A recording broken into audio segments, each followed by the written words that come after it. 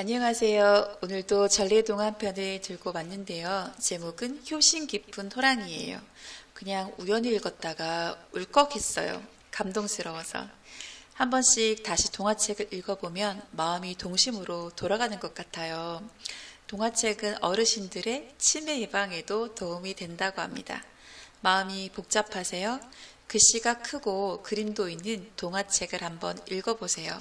어릴 때와는 또 다른 감동이 있답니다. 그럼 오늘의 이야기 시작할게요. 효심 깊은 호랑이. 옛날 깊은 산골 마을에 한 나무꾼이 어머니와 단둘이 살고 있었어요. 나무꾼은 부지런히 땔감을 해다 팔아서 늙은 어머니를 정성스럽게 모셨어요. 어머니, 나무 한 집 후딱 해올게요. 오냐, 요즘 호랑이가 자주 나타난다니 조심하렴. 네, 걱정 마세요. 나무꾼은 지게를 짊어지고 꼬불꼬불 오솔길을 따라 산속으로 깊숙이 들어갔어요. 그런데 이를 어쩌죠? 시커먼 그림자 하나가 슬금슬금 나무꾼 뒤를 따라갔답니다. 이 나무가 좋을까, 저 나무가 좋을까? 나무꾼은 아무것도 모른 채 쿵쿵 도끼질을 하기에 바빴어요. 바로 그때였어요. 어흥! 천둥 같은 소리가 나더니 호랑이 한 마리가 휙 뛰쳐나왔어요. 나무꾼은 깜짝 놀라 땅바닥에 풀썩 주저앉았어요. 이젠 꼼짝없이 죽었구나. 나 죽으면 우리 어머니 어떡하지? 눈앞이 어질어질, 가슴이 쿵쾅쿵쾅. 나무꾼은 정신을 차릴 수가 없었어요. 호랑이는 입을 쫙 벌리고 한 발 한 발 다가왔어요. 어머니! 나무꾼은 눈을 질끈 감았어요. 그때 한 가지 꾀가 버뜩 떠올랐어요. 나무꾼은 호랑이 앞에 넙죽 엎드렸어요. 아이고 형님, 저를 모르시겠어요? 호랑이는 멀뚱멀뚱 바라보다 소리를 버럭 질렀어요. 너 이놈! 너는 사람이고 나는 짐승인데 내가 어찌 네 형님이란 말이냐? 나무꾼은 가슴이 철렁 내려앉았어요. 하지만 이대로 호랑이 밥이 될 수는 없었어요. 오래전 산으로 나무를 하러 간 형님이 지금까지 집으로 돌아오지 않아 어머니와 제가 얼마나 걱정했는지 아세요? 어머니께서 형님이 호랑이로 변하는 꿈을 꾸셨다더니 참말이네요, 형님. 나무꾼은 정말 형을 만난 듯 꺼이꺼이 울었어요. 호랑이는 고개를 갸우뚱했어요. 형님, 호랑이가 되시더니 사람이었을 때 일은 모두 잊으셨군요. 내가 사람이었다고? 그게 정말이냐? 호랑이는 나무꾼의 거짓말에 깜빡 속아 넘어가 눈물을 글썽거렸어요. 나무꾼은 속으로 옳거니 하면서 호랑이 앞발을 덥석 잡았어요. 형님, 저와 함께 집으로 가요. 밤낮으로 형님 걱정만 하시는 어머니가 얼마나 기뻐하시겠어요. 아, 어머니가 나를 걱정하고 계시다니. 호랑이의 눈에서 눈물이 주르륵 흘러내렸어요. 아우야, 내가 너를 몰라보고 큰일을 저지를 뻔했구나. 나도 당장 달려가서 어머니를 뵙고 싶다만 오히려 날 보고 크게 놀라실까 걱정이다. 그러니 네가 나를 대신하여 효도를 해다오. 네, 꼭 형님 목까지 효도를 다할게요. 나무꾼은 큰 절을 하고는 불이 나게 산 아래로 내달렸어요. 다음날 아침 나무꾼이 마당에 나가보니 커다란 멧돼지 한 마리가 놓여 있었어요. 이게 웬일이람? 나무꾼의 입이 한 방만하게 벌어졌어요. 누구인지 몰라도 참 고맙구나. 어머니도 좋아서 벙실벙실 웃었어요. 그때 산 쪽에서 어흥 하는 소리가 들렸어요. 아하, 어제 그 호랑이가 놓고 간 게로구나. 나무꾼은 고개를 끄덕였어요. 호랑이는 그 뒤로도 사슴, 토끼 같은 짐승들을 계속 물어다 주었어요. 나무꾼은 그것들을 팔아 좋은 집도 사고 예쁜 각시와 결혼도 했어요. 어머니는 어깨춤을 덩실덩실 추며 기뻐했어요. 호랑이의 효성이 참으로 지극하구나.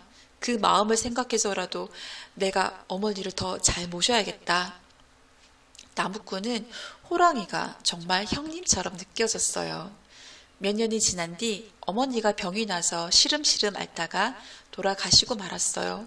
어머니, 어머니! 나무꾼은 목 놓아 울었어요. 어흥! 어흥. 저 멀리 산에서는 호랑이의 구슬픈 울음소리가 밤새도록 이어졌답니다. 그 뒤 호랑이는 다시 나타나지 않았어요. 혹시 무슨 일이 생긴 건 아닐까? 나무꾼은 나무를 하러 산에 갈 때마다 이리 기웃 저리 기웃 주위를 두리번거렸어요. 별일 없이 잘 지내면 좋으련만. 나무꾼은 진짜 형님을 생각하듯 호랑이를 그리워하고 걱정했어요. 그러던 어느 날이었어요. 오늘은 어머니 무덤에 가봐야겠다. 나무꾼은 지게를 지고 구불구불 산길을 따라갔어요. 볕이 잘 드는 무덤가에 거의 다다랐을 때였어요. 세상에, 호랑이가 무덤 옆에 힘없이 쓰러져 있는 게 아니겠어요? 나무꾼은 지게를 훌쩍 벗어 던지고 달려갔어요. 형님, 정신 차리세요, 형님. 어서 눈 좀 떠보세요. 나무꾼은 호랑이를 끌어안고 울먹였어요. 형님, 어쩌다 이렇게 야이셨어요? 나무꾼은 호랑이의 등에 얼굴을 파묻고 엉엉 소리내어 울었어요. 호랑이는 한참을 지나서야 겨우 눈을 떴어요. 울지 마라, 아오야. 나는 이제 살고 싶은 마음이 없구나. 어머니께 효도도 제대로 못한 불효자식이 살아서 못하겠느냐. 그래도 멀리서나마 어머니를 뵐 때가 좋았다. 그땐 사냥을 하는 게 마냥 신이 났는데. 호랑이는 말을 더 잇지 못하고 끝내 눈을 감고 말았어요. 형님, 형님. 나무꾼은 어머니가 돌아가셨을 때처럼 목 놓아 울었어요. 나무꾼은 호랑이를 어머니 무덤 옆에 묻어주었어요. 형님, 이젠 어머니 곁에서 편히 쉬세요. 어디에선가 호랑이가 고맙다며 어흥 하고 인사하는 것 같았어요. 그 뒤 나무꾼은 정성을 다해 어머니와 호랑이의 모tum을 돌보면서 살았답니다. 네, 효심 깊은 호랑이 잘 들어보셨나요? 이 책을 읽고 내가 호랑이보다 못하구나 하고 반성하게 되었어요. 추석이 다가오는데요. 오랜만에 찾아뵙는 부모님에게 지금까지 키워주신 은혜 감사하다고 말씀드려 보세요. 요즘 부모님들도 현금을 제일 좋아하시긴 하지만 많지 않은 액수라도 진심 어린 감사의 말씀을 전하신다면 훨씬 기뻐하실 거예요. 여러분 모두가 행복한 가정이 되셨으면 좋겠어요. 오늘은요, 은혜라는 찬양을 제가 잠깐 불러드릴까 해요. 지금까지 살아온 게 당연한 게 아니라 부모님 은혜로 또 여러 많은 사람들의 그런 은혜로 또 저는 하나님의 은혜로 여태껏 이렇게 살아왔는데요. 우리가 누리고 있는 이 모든 것들이 정말 당연한 것 아니라 은혜였다는 것을 이 찬양을 들으면서 한번 생각해 보셨으면 좋겠어요. 특별히 오늘 효심 깊은 호랑이를 들으면서 부모님에 대한 그 은혜를 생각하시는 그런 여러분이 되셨으면 좋겠습니다. 오늘은 여기까지입니다. 오늘도 들어주셔서 감사합니다.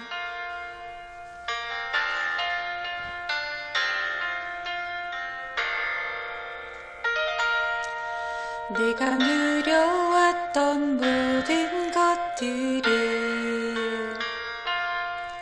내가 지나왔던 모든 시간을, 내가 걸어왔던 모든 순간이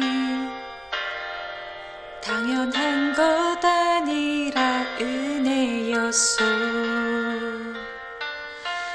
아침 해가 뜨고 저녁에 노을, 봄의 꽃향기와 가을의 열매, 변하는 계절의 모든 순간이 당연한 것 아니라 은혜였소. 모든 것이